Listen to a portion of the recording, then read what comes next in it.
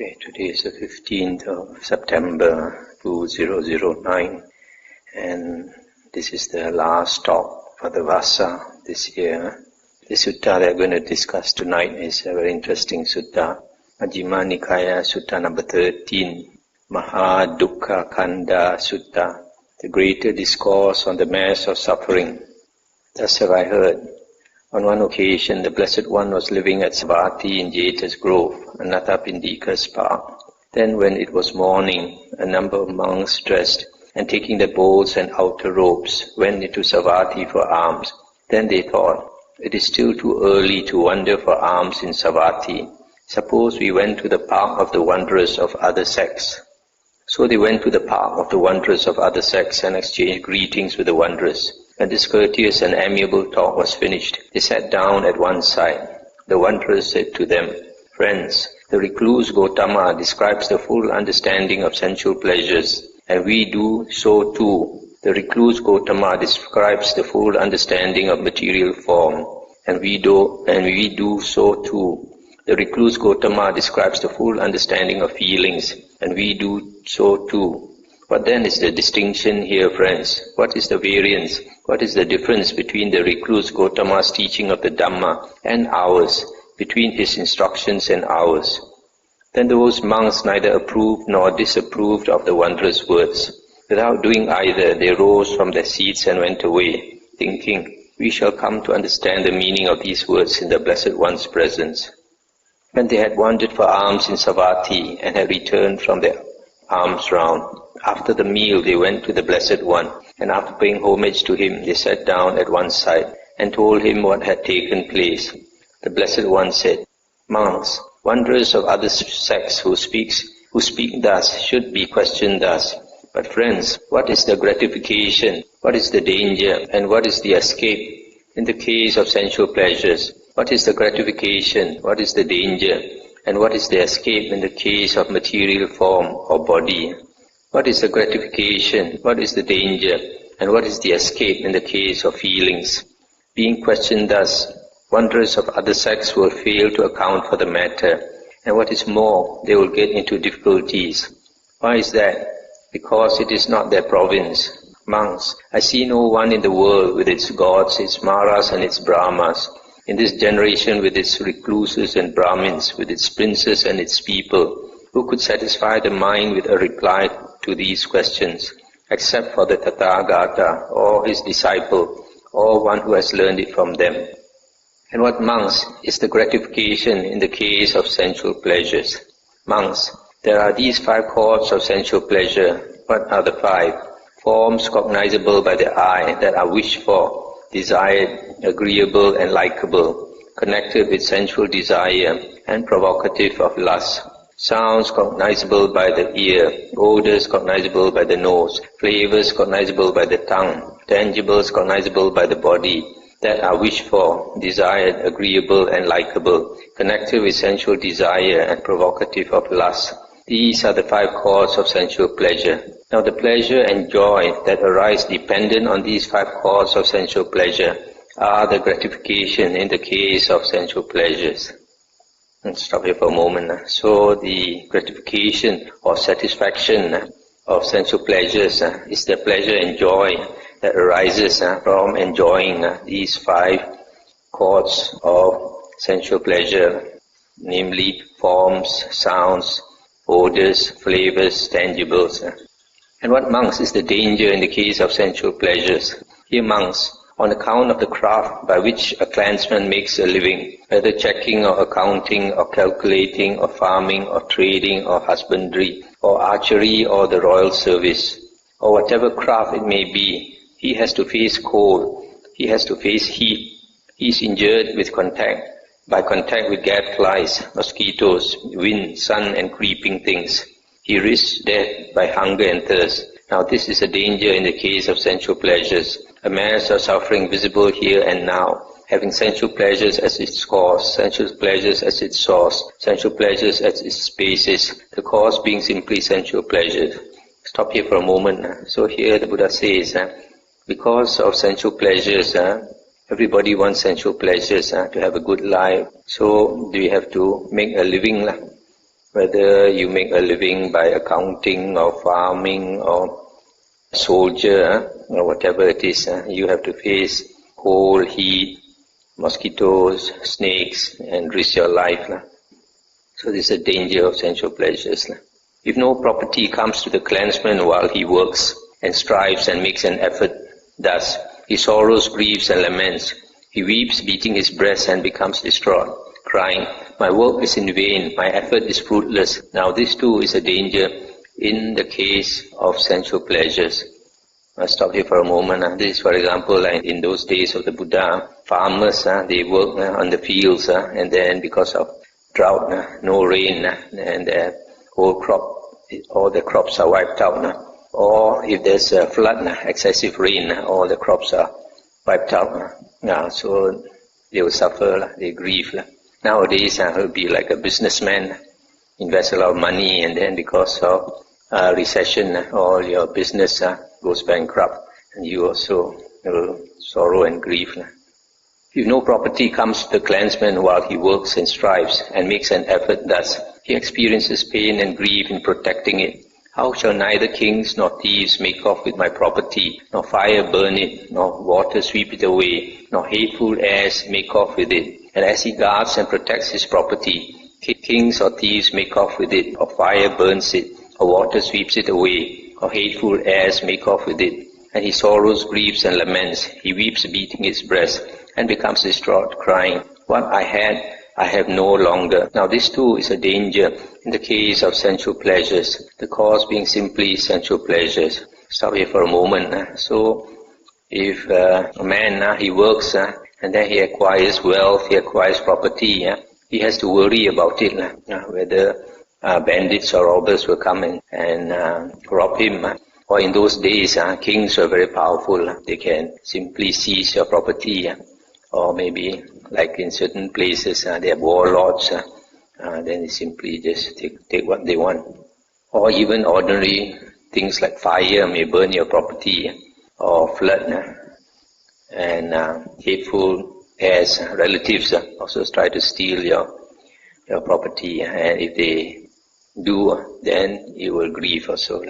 Again, with sensual pleasures as the cause, sensual pleasures as the source, sensual pleasures as the basis, the cause being simply sensual pleasures. Kings quarrel with kings, nobles with nobles, Brahmins with Brahmins, householders with householders, mother quarrels with child, child with mother, father with child, child with father, brother quarrels with brother, sister with sister, sister with brother, friend with friend. And here in their quarrels, brawls and disputes, they attack each other with fists, clods, sticks or knives, whereby they incur death or deadly suffering. Now this too is a danger in the case of sensual pleasures, the cause being simply sensual pleasures. So stop here for a moment. So here also, because of wealth, because of property division, because of jealousy, because of covetousness, people quarrel with each other, and relatives also quarrel with each other. In those days, if things cannot be settled, then they come to blows and take knives and all that. But nowadays they go to court. See you in court, they say.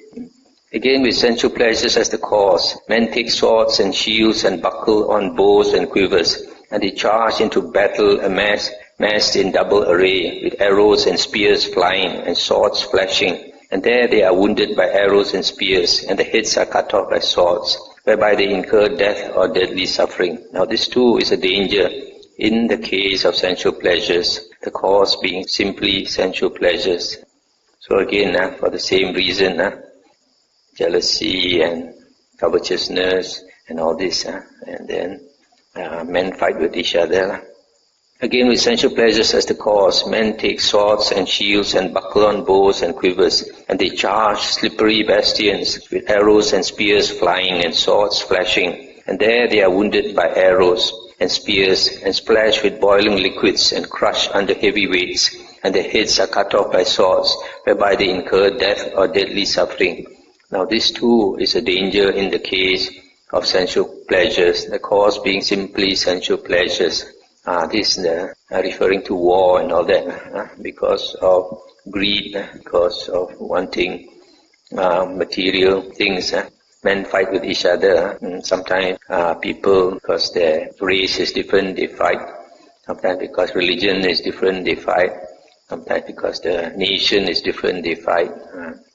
Again, with sensual pleasures as the cause, men break into houses, plunder wealth, commit burglary, ambush highways, seduce others' wives.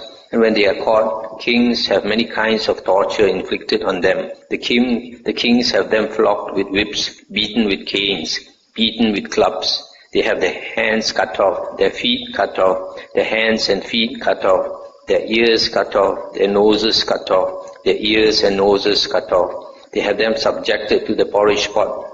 That means they are cooked in the pot. To the polished shell shave, to the rahu's mouth, to the fiery wreath, to the flaming hand, to the blades of grass, to the bark dress, to the antelope, to the meat hooks. Probably they are hung up like the chicken like that, or the duck. To the coins, to the lye pickling, to the pivoting pin, to the rolled up lace. And they have them splashed with boiling oil, and they have them thrown to be devoured by dogs, and they have them impaled alive on stakes, and they have their heads cut off with swords, whereby they incur death or deadly suffering. Now this too is a danger in the case of sensual pleasures, the cause being simply sensual pleasures. Here it refers to people who break the precepts, they steal or they seduce others' wives, and they do other things that break the law, and because of that they are caught by the kings, by the soldiers, and they are subjected to all kinds of torture. In the Buddha's days, the king was all powerful, can torture you any way they like. There's one sutta where the king wanted to see whether a man has a soul, and when they have some criminal that is caught and supposed to be killed, the king asked the soldiers to cut off his skin bit by bit to see whether the soul comes out of the body. And then they found they didn't see any soul. Then next time they caught another criminal, then they put him in a pot, close the pot and boil the water, and then see whether anything come out. So all kinds of ways they can do as the king likes in those days. They can cut off your flesh bit by bit, all that. So that is what happens when people break the law and they are caught. Again, with sensual pleasures as the cause, sensual pleasures as the source, sensual pleasures as the basis, the cause being simply sensual pleasures, people indulge in misconduct of body, speech and mind. Having done so, on the dissolution of the body after death, they reappear in states of deprivation, in an unhappy destination, in perdition, even in hell. Now this too is a danger in the case of sensual pleasures, a mass of suffering in the life to come, having sensual pleasures as its cause, sensual pleasures as its source, sensual pleasures as its basis, the cause being simply sensual pleasures. So here, because of wanting to enjoy ourselves, we go to various extent and we break the precepts, we misconduct ourselves in body, speech and mind, create bad karma to these three ways, and then after death we end up in the woeful plains of existence and suffer for a long time. And what monks is the escape in the case of sensual pleasures? It is the removal of desire and lust, the abandonment of desire and lust for sensual pleasures. This is the escape in the case of sensual pleasures. That those recluses and Brahmins who do not understand as it actually is, the gratification as gratification, the danger and as danger, and the escape as escape in the case of sensual pleasures, can either themselves fully understand sensual pleasures or instruct another so that he can fully understand sensual pleasures. That is impossible. That those recluses and Brahmins who understand as it actually is, the gratification as gratification, the danger as danger, and the escape as escape in the case of sensual pleasures, can either themselves fully understand sensual pleasures or instruct another so that he can fully understand sensual pleasures. That is possible. And just stop here for a moment to quote a simile given in another sutta. This is a very interesting simile given by the Buddha, I think in the Magandhya Sutta, which we will come across later in the book. In this sutta, the Buddha gave a simile for sensual pleasures, saying that people indulge in sensual pleasures to enjoy the 5 causes of sensual pleasure through forms, sounds, smells, taste and touch. And the Buddha said, people who do this, sometimes people's sensual desires are very strong. They go to extreme extent to satisfy the sensual pleasures. And the Buddha gave a simile of a leper. Buddha says, leper, the flesh is all rotting and it's very itchy.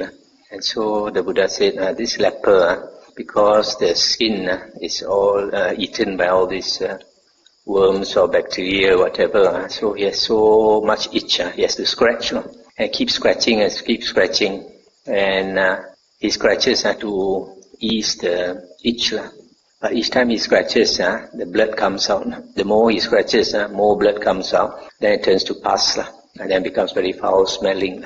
But then the skin is so rotten that even scratching cannot satisfy that itch. So what does he do? He cannot stand. He go and find some burning ember, a coal, go and burn the flesh. And then only he can sigh, can ease the itch. But then as he does this, then the flesh becomes more rotten because it's burned, and then more pus and more foul smelling. But he continues to do this, he has no choice. So the more he does it, the more, the worse the body becomes, more pus, more blood comes out, and more bad smelling and all that, but he has to continue doing it. So the Buddha said, if an ordinary person without leprosy, suppose we were to do the same thing to that person, scratch until his blood comes out, how would he feel? Pain, isn't it? Or take a burning ember and burn him, he feel pain. Now why does not this leper feel pain? Because he's sick, the Buddha says, because he's sick. So because he's a sick person, the skin is different from an ordinary person's skin. So his skin is like deadened like that. He scratch, also he does not feel the pain. His only thing in his mind is that itch. The itch which he needs to satisfy, like a drug addict like that. So this makes us realize actually this sensual desire is a sickness like that. It's just an itch we need to satisfy. Now we come to material form or body. At what monks is the gratification in the case of material form? Suppose there were a girl of the noble class, or the Brahmin class, or of householder stock, in her 15th or 16th year, neither too tall nor too short, neither too thin nor too fat, neither too dark nor too fair. Is her beauty and loveliness then at its height? Yes, Venerable Sir. Now the pleasure and joy that arise in dependence on that beauty and loveliness are the gratification in the case of material form. Stop here for a moment. So here the Buddha says that gratification or satisfaction in the case of material form or body, this must be rupa, body, is a young girl at her height of her beauty, which is about 15 or 16 years old. So when you see a beautiful girl like that, the pleasure and joy that arise because of that is the gratification in the case of material form. Like nowadays will be people seeing the Miss Universe contest, seeing all the beautiful girls. And what monks is the danger in the case of material form? Later on, one might see that same woman here at 80, 90 or 100 years old, aged, as crooked as a roof bracket, doubled up, supported by a walking stick, tottering, frail, her youth gone, her teeth broken, grey-haired, scanty-haired, bald, wrinkled, all limbs all blotchy. What do you think, monks? Has her former beauty and loveliness vanished, and the danger become evident? Yes, Venerable Sir. Monks, this is a danger in the case of material form or body. Stop here for a moment. So you imagine a beautiful girl you saw at 16 years old, and 70 or 80 years later you look at her, she's become an old woman, almost bald already, no teeth, the hair, a lot of it dropped off, and the skin or wrinkle, and every step that she takes also with effort and a hunchback. So that beautiful young girl has become this ugly old lady. It's the same person. Again, one might see that same woman afflicted, suffering, and gravely ill, lying foul in her own excrement and urine, lifted up by some and set down by others. What do you think, monks? Has her former beauty and loveliness vanished, and the danger become evident? Yes, venerable sir. Monks, this too is a danger in the case of material form. So, even if that woman does not grow old, sometimes she might get sick with cancer or any serious sickness, and you see her, even though she's young, but she's lying on the bed, cannot move on her own, and sleeping on her own, urine and excrement. Other people have to feed her, clean her, and all these things, and all her beauty all gone. Years ago, when I was new to Buddhism, we had one of our lady Buddhist friends. She had sickness in the kidney or urine, this liver was having problem. So few of our Buddhist friends went to the hospital to donate blood for her, and I saw her all yellow and so thin. So I had to change the blood.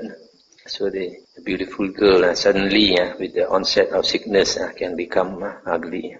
Again, one might see that same woman as a corpse thrown aside in a charnel ground, 1, 2, or 3 days dead, bloated, livid, and oozing matter. What do you think, monks? Has her former beauty and loveliness vanished, and the danger become evident? Yes, venerable sir. Monks, this too is a danger in the case of material form. So that beautiful girl, one day she suddenly dies, and then after 3 days she turns into a corpse, bloated and smelly and blue-black, and liquid oozing from the 9 holes. Then that beautiful girl, Miss Universe, has become Miss Corpse. Again, one might see that same woman as a corpse thrown aside in a charnel ground, being devoured by crows, hawks, vultures, dogs, jackals, or various kinds of worms. And later it becomes a skeleton with flesh and blood, held together with sinews, and later a fleshless skeleton smeared with blood, held together with sinews, and later disconnected bones scattered in all directions. Here a hand bone, there a foot bone, here a thigh bone, there a rib bone, here a hip bone, there a backbone, here the skull. And later it becomes bones bleached white, the color of shells, and later bones heaped up more than a year old, and later bones rotted and crumbled to dust. What do you think, monks? Has her former beauty and loveliness vanished, and the danger become evident? Yes, venerable sir. Monks, this too is a danger in the case of material form or body. And what, monks, is the escape in the case of material form? It is a removal of desire and lust, the abandonment of desire and lust for material form.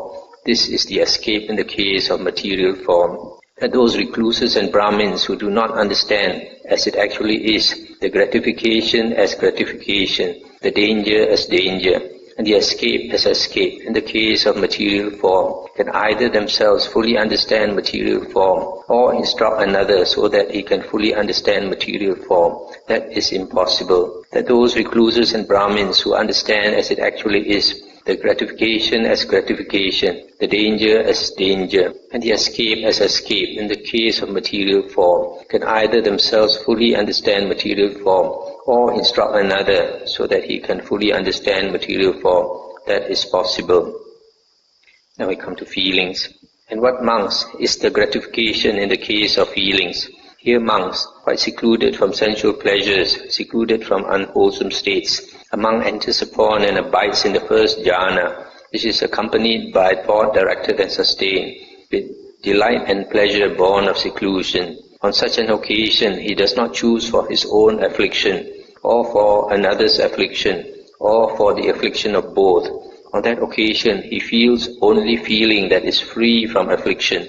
The highest gratification in the case of feelings is freedom from affliction, I say. Again, with the stilling of thought directed and sustained, a monk enters upon and abides in the second jhana, and with the fading away as well of delight, he enters upon and abides in the third jhana, Then with the abandoning of pleasure and pain, he enters upon and abides in the fourth jhana.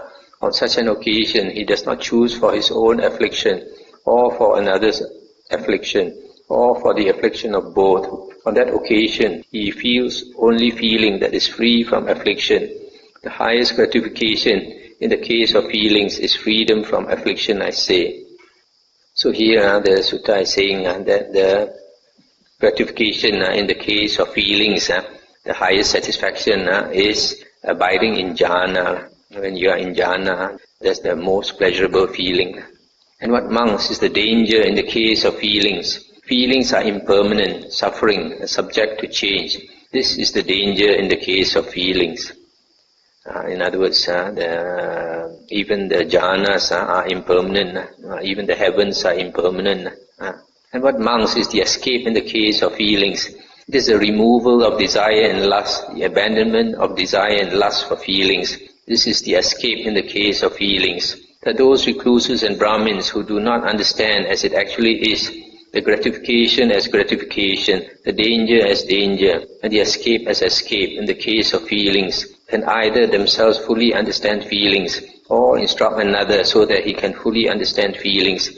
That is impossible. That those recluses and Brahmins who understand as it actually is, the gratification as gratification, the danger as danger, and the escape as escape in the case of feelings, can either themselves fully understand feelings, or instruct another so that he can fully understand feelings. That is possible. That is what the Blessed One said. The monks were satisfied and delighted in the Blessed One's words. So this sutta is the way the Buddha explained is very striking, especially like in the first case, the danger of sensual pleasures, that worldly people, because of everybody wanting a good life, we compete with each other, we quarrel, we fight with each other, and even to the extent of killing each other, or because of I and mine, we want to protect our interests. And then the case of body, the danger of body is the example the Buddha gives is so striking. Beautiful girl, 16 years old, one day, another day you see her and she's 80 or 90 years old, totally different, beautiful to ugly. And then she's sick, afflicted with a severe illness, lying on her own urine and excrement, then also all the loveliness has vanished. Or she has become a corpse suddenly one day. So, and all that. So from these examples you can see that life is impermanent. So whatever beauty any one of us have is only fleeting. Only when we are young we look beautiful or handsome. As we grow older we become more and more ugly. So not many people have the wisdom like the Buddha. The Buddha said when he was young, he thought to himself, now I'm young. What is there to be proud of being young? He said, one day I have to grow old just like other people. Then he thought, now I have health. I'm young, I have health. What's there to be proud of health? One day when I grow old, I'll become sick. Then again he thought, now I have life. But what is there to be proud of life? One day life also will slip away from me. So only somebody with wisdom can think like that. But most people in the world, we are very vain. We're vain of our body, we're vain of our possessions and all that. Don't realize all these things are impermanent. I think we have time to go to another sutta. Sutta number 14, Majjhima Nikāya, Culadukkhakkhandha Sutta, the shorter discourse on the mass of suffering.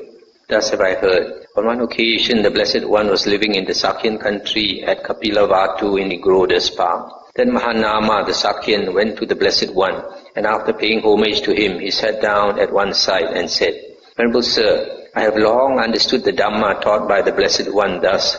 Greed is an imperfection that defiles the mind.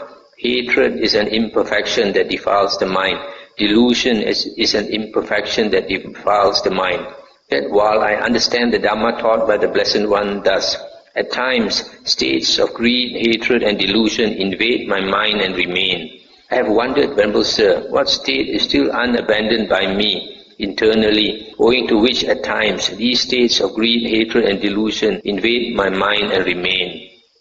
Stop here for a moment. This Mahanama is a relative of the Buddha, I think something like his cousin or something, and the Sakyan.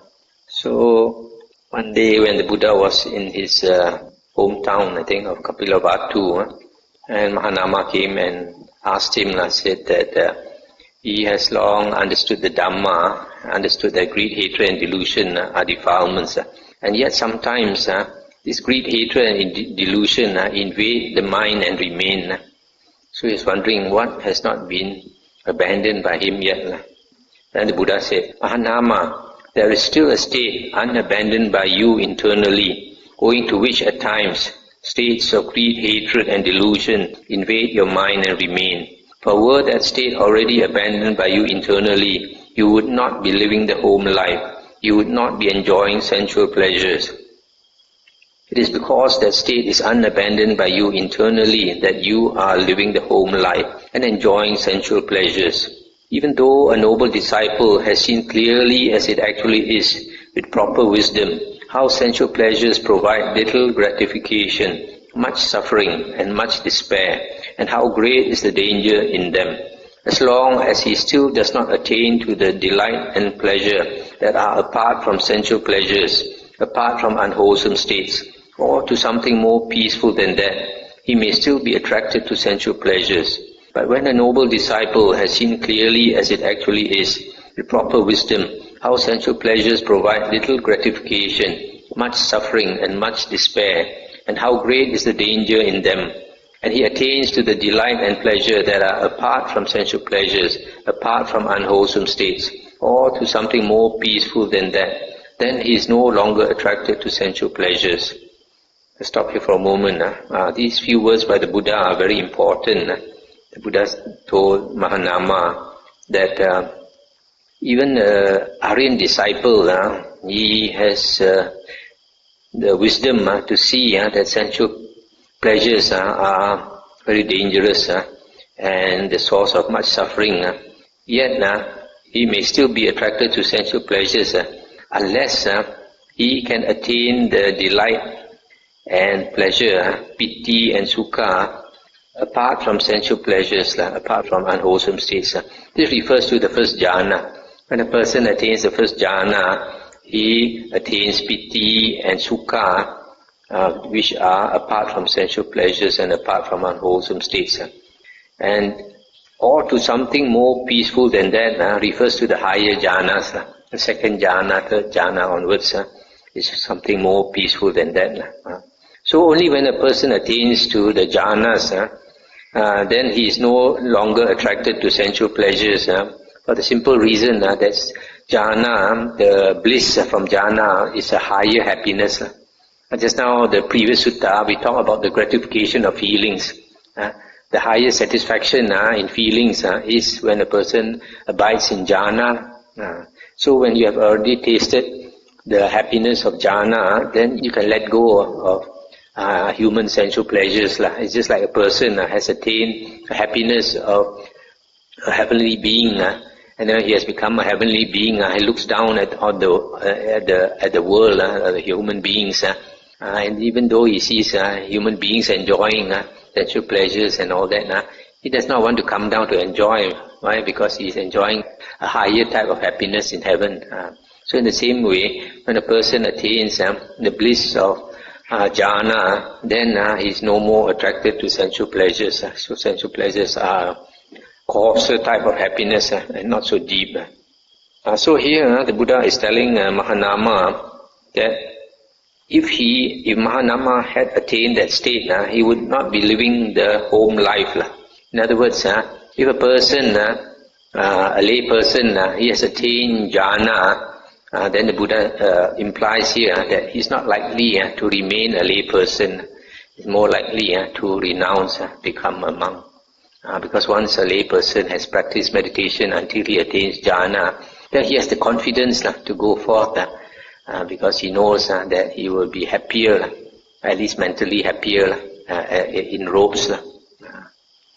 So nowadays you find some people think that they have attained great states of jhana, but if they cannot let go of the lay life, then from this sutta you would find that it's not very likely that they have attained.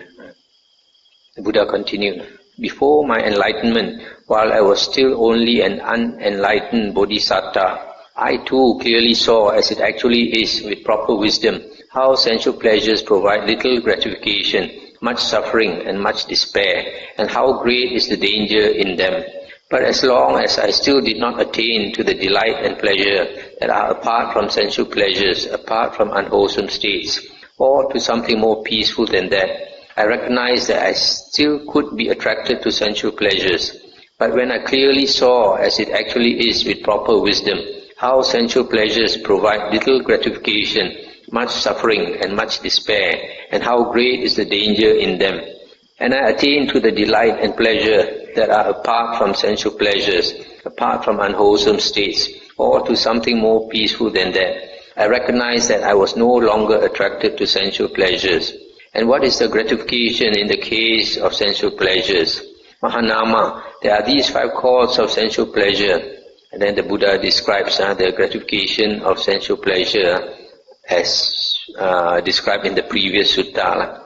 And then after that the Buddha talked about the danger in the case of sensual pleasures. That was already what we went through just now. Now this too is a danger in the case of sensual pleasures, a mass of suffering in the life to come, having sensual pleasures as its cause, sensual pleasures as its source, sensual pleasures as its basis, the cause simply being sensual pleasures. Now Mahanama, on one occasion I was living at Rajagaha on the mountain Vulture Peak. On that occasion a number of Nigantas or Jains were living on the black rock on the slopes of Isigili, and were practicing continuous standing, rejecting seats, and were experiencing painful, racking, piercing feelings due to exertion. Stop here for a moment. These Nigantas are also called Jains, and they are these naked ascetics, one type of naked ascetics, and they like to torture themselves. So in this case, they were standing day and night. And because of standing day and night, they were having a lot of pain. Still they continue to stand because they think they want to get rid of their bad karma, pay off their bad their sins. Then when it was evening, I rose from meditation and went to the Nigantas there. I asked them, friends, why do you practice continuous standing, rejecting seats, and experience painful, racking, piercing feelings due to exertion? When this was said, they replied, friend, the Niganta Nataputta is omniscient and all-seeing, and claims to have complete knowledge and vision thus. This Niganta Nataputta is the leader, also known as Mahavira. And he claims, whether I am walking or standing or asleep or awake, knowledge and vision are continuously, uninterruptedly present to me. So he claims that all the time, 24 hours a day, he has knowledge and vision. The Buddha also dare not claim that. He says thus, Nigantas, you have done evil actions in the past. Exhaust them with the performance of piercing austerities. And when you are here and now restrained in body, speech and mind, that is doing no evil actions for the future. So by annihilating with asceticism past actions, and by doing no fresh actions, there will be no consequence in the future. With no consequence in the future, there is the destruction of action, karma. With the destruction of action, there is the destruction of suffering. With the destruction of suffering, there is the destruction of feeling. With the destruction of feeling, all suffering will be exhausted. This is the doctrine we approve of and accept, and we are satisfied with it. When this was said, I told them, but friends, do you know that you existed in the past, and that it is not the case that you did not exist? And they said, no, friend. But friends, do you know that you did evil actions in the past, and did not abstain from them? And they said, no, friend. But friends, do you know that you did such and such evil actions? And they said, no, friend. But friends, do you know that so much suffering has already been exhausted? Or that so much suffering has still to be exhausted? Or that when so much suffering has been exhausted, all suffering will have been exhausted. And they said, no, friend. But friends, do you know what the abandoning of unwholesome states is, and what the cultivation of wholesome states is here and now? And they said, no, friend. And the Buddha said, so friends, it seems that you do not know that you existed in the past, and that it is not the case that you did not exist, or that you did evil actions in the past and did not abstain from them, or that you did such and such evil actions, or that so much suffering has already been exhausted, or that so much suffering has still to be exhausted, or that when so much suffering has been exhausted, all suffering will have been exhausted, or what the abandoning of unwholesome states is, and what the cultivation of wholesome states is here and now. That being so, those who are murderers, bloody-handed evildoers in the world, when they are reborn among human beings, go forth into homelessness as Nigantas. I stop here for a moment. So the Buddha said that you all claim to exhaust your bad karma, your bad offenses of the past by torturing yourselves. But the Buddha asked them, do you know that you actually existed in the past? They said they don't know. Do you know that you did evil in the past? They also said they don't know. Do you know you did how much evil?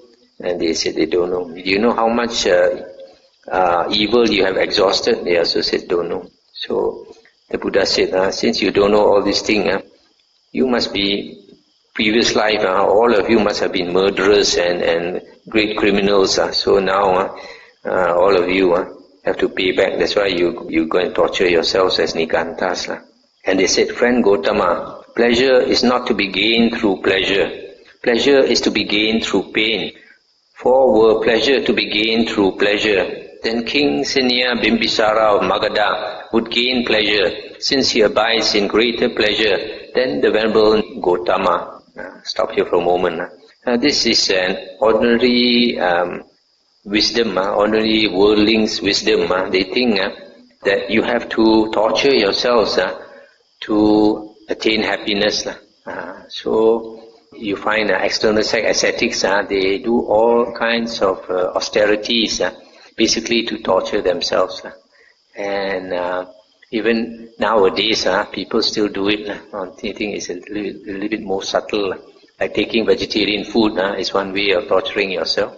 Another one is like some of these Muslims, they use the whip. They whip themselves. Hindus also, there's some type of Hindus, they whip themselves, torture themselves.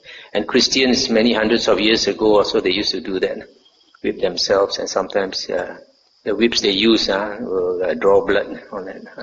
So this is an ordinary worldling's way of thinking. And then he said, if pleasure is to be gained through pleasure, then the Magadha's King Bimbisara would get greater pleasure since he is now enjoying himself.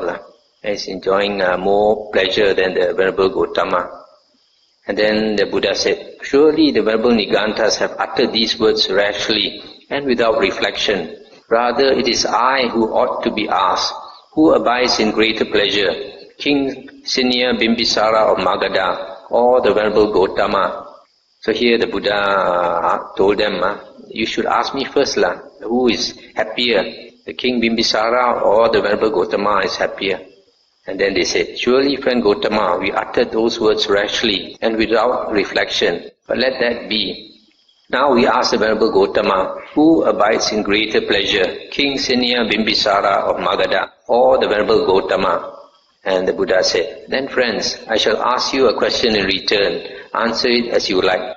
What do you think, friends? Can King Seniya Bimbisara of Magadha abide without moving his body or uttering a word, experiencing the peak of pleasure or happiness for 7 days and 7 nights?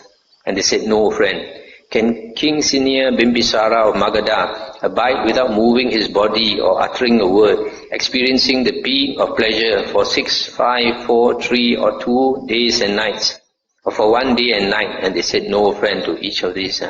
But the Buddha said, but friends, I can abide without moving my body or uttering a word, experiencing the peak of pleasure or happiness for 1 day and night, for 2 days, 3, 4, 5, 6 days and nights, for 7 days and nights. What do you think, friends? That being so, who dwells in greater pleasure or happiness? King Bimbisara of Magadha or I? And they said, that being so, the Venerable Gautama abides in greater pleasure than King Senior Bimbisara of Magadha. That is what the Blessed One said. Mahanama the Sakyan was satisfied and delighted in the Blessed One's words. So here the Buddha says that King Bimbisara, he cannot experience unremitting happiness for a few days. But the Buddha said, I can experience the greatest pleasure for 7 days and 7 nights without moving, without uttering a word. Bliss out like high on drugs like that. Even more higher happiness. So that's the end of the sutta. So this sutta, what is the most interesting part is the beginning where the Buddha says that we can only let go of sensual pleasures in the world when we attain a higher happiness, namely the bliss of jhana. And if a person can attain the bliss of jhana, it is more likely that he would not be living the home life and enjoying sensual pleasures. He would want to renounce and enjoy jhanic pleasures, the happiness in deep meditation. I think we stop here and can discuss anything.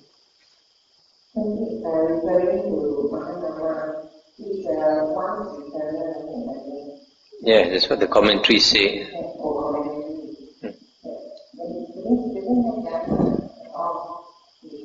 He may not have, but from this sutta it appears that he does not have.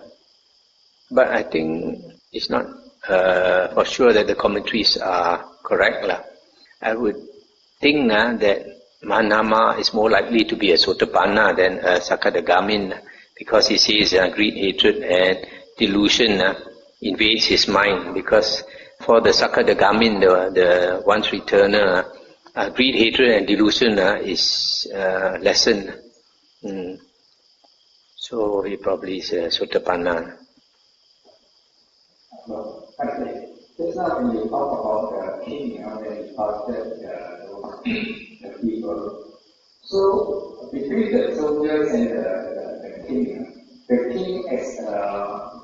he gave instruction to the soldiers to kill the men. So who of between the two, which one creates the bad karma? Is it the king who has the thought, or the soldiers who executed the action? The Buddha says that karma is intention, right? Karma is intention. So when the king gives the order to execute the man, firstly he has the intention to have that man killed, right?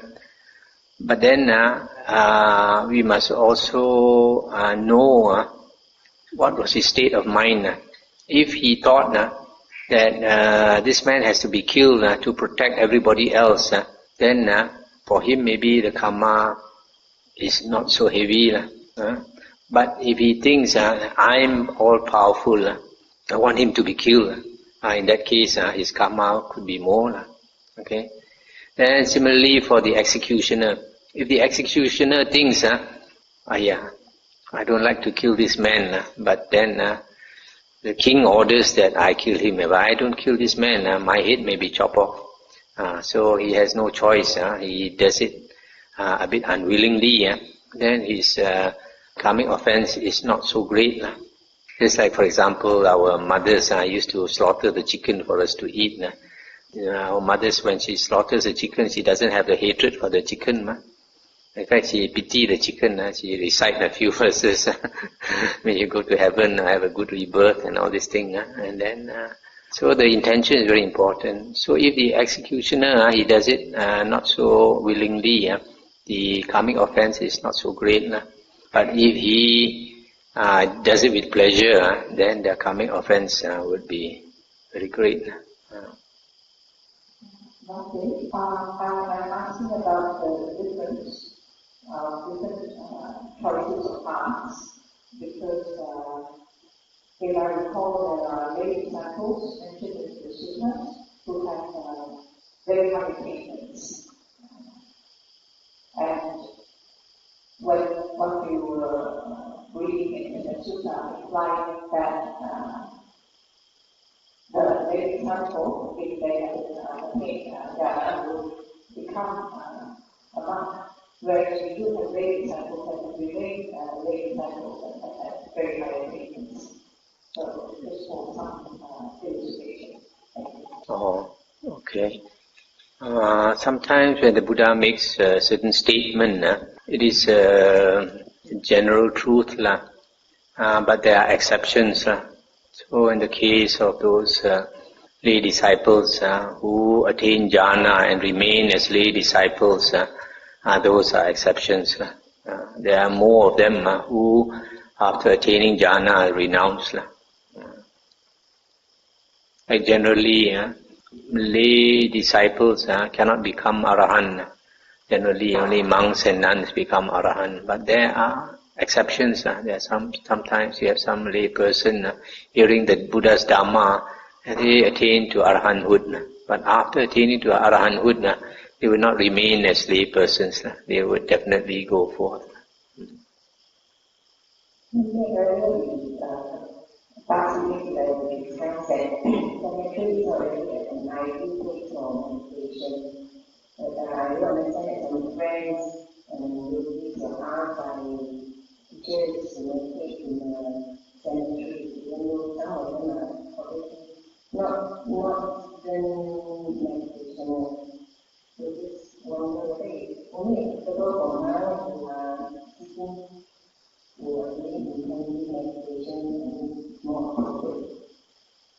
From what the Buddha said about the cemetery being an unclean place, that the vibes are no good, that it's not the ideal place to meditate. But somebody who is, for example, very serious for meditation and is a bit advanced, he may want to go to the cemetery. But for beginners, I think it's not advisable at all for beginners to go to the cemetery, because I know some people who have gone and have been very frightened by some things that happen, because some things do happen. And one lady who was at one time a nun, she was asked by the teacher to go and sit in a particular spot in the cemetery, and she didn't realize that she was sitting over a grave. So in the middle of her meditation at night, something came to disturb her, and she was very frightened from that experience. But luckily she didn't go out of her mind.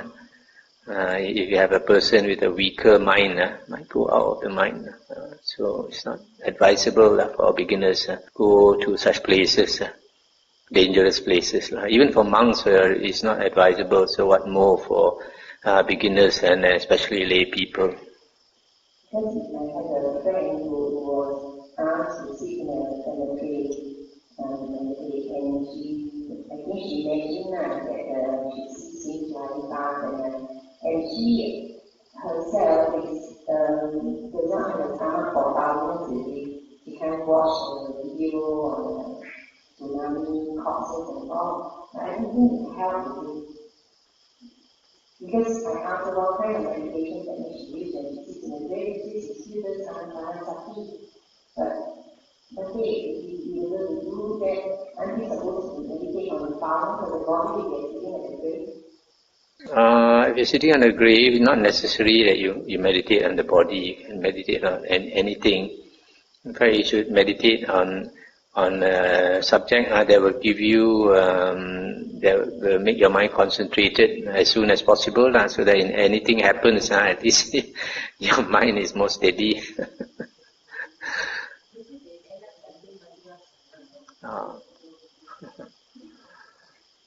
Okay, shall we end here for tonight?